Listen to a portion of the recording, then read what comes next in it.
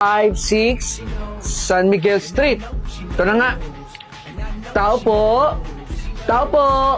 Mukhang wala naman tao dito. Nasa kayong tao dito. Tao po. Trespassing na. Kung trespassing, papasok ako dito. Dito yung apartment na sinabi sa akin eh. Sakto. Bukas pala yung pinto eh.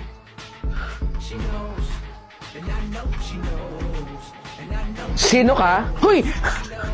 Akala ko walang tao dito. Kanina pa ako kumakatok dun sa labas. Ikaw ba si Clarence? Oo, ako si Clarence. Ako si Judel. Ako yung makakasama mo dito sa apartment. Tama. Ikaw nga yung binilin dito. Judel nga yung pangalan nun. Dito ako pinadala kaya pumasok na ako. Tama naman yung address dito eh. Tsaka bakit hindi ka sumasagot kanina? May ginawa lang kasi ako eh. Saan dito yung mga kwarto? Sige, tara. Papasyal kita din sa mga kwarto. Kanina pa ako kumakatok eh. Bali dito yung mga magiging kwarto natin. Oh, eto pala eh.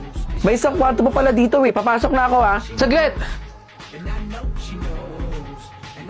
Huwag kang pumasok dyan. Kabilin-bilin na ng may-ari na walang kahit sinong pwedeng pumasok dyan. Tatlo naman yan eh. Pwede tayong mamili, di ba? Oo nga. 3 yung kwarto. Pero 2 lang yung pinapagamit sa atin. Sumunod na lang tayo sa may-ari. Okay, sige. Hindi na ako papasok dyan. Saan ba kasi yung kwarto ko? Dito. Dito yung magiging kwarto mo. Okay. Magpahinga ka na. Judel. Hello, ma. Ayaw po. Nakarating na po ako dito sa apartment. Nasa kwarto na po ako. Magpapahinga na nga po ako eh. Nakausap ko na po si Clarence. Sabado-linggo na lang po ako uwi dyan, ma. Okay po. Ingat po kayo dyan, ma. Bye po. Bakit parang may nag-CR dun? Ganda naman to eh. Ginagamit ko naman talaga to. Hoy! Sino ka? Hindi ako sinuka. Ako si Clarence. Ano Clarence pinagsasabi mo? Bakit ka tumatawa? Napagtripan ka na naman. Mahilig man trip mga multo dito. Naalala mo, kinuwento yung sa'yo yung kwarto na hindi mo pwedeng pasukin. Kasi doon nagpakamatay yung multo. Kaya bawal ka pumasok doon. Mahilig talaga man trip yun ng mga bago dito. Kaya nga walang tumatagal eh. Ako lang. Tara na nga. Doon tayo sa kwarto mo. Ay, naku po. Kanina pa kita inaantay, Judel. Saan kaya dito yun? Oh! De La Cruz! De Guzman? Hanggang sa paghahanap ng trabaho, sinusundan mo pa rin ako? De La Cruz! Baka naman nakakalimutan mo. Rank number 2 ka lang sa klase natin. At ako pa din ang nangunguna. Tignan na lang natin kung hanggang saan ang kaya mo sa interview.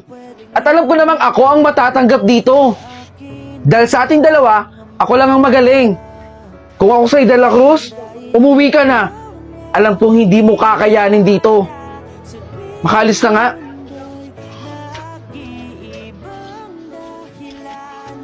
Baka naman kasi nakakalimutan mo, De La Cruz. Hindi ba't yung pagiging sip-sip mo lang yung naging daan para maging rank number 2 ka sa klase?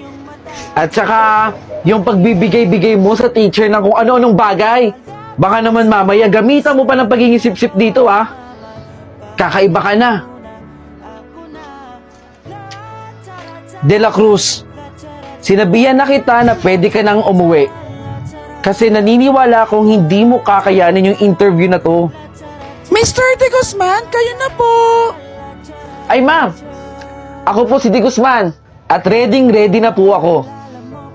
Di ko lang po alam sa isa dyan, pero suggestion lang ma'am. Kung pipili po kayo sa aming dalawa, dapat ang piliin nyo na po yung rank 1 sa klase. Ang rank 1 na naman po sa amin ako. Pangalawa lang po si De La Cruz. Sige ho, papasok na po ako. Mr. De La Cruz, kayo na po ang susunod. Ako na po. Sige po. Guys, ito ang aking unang araw sa trabaho.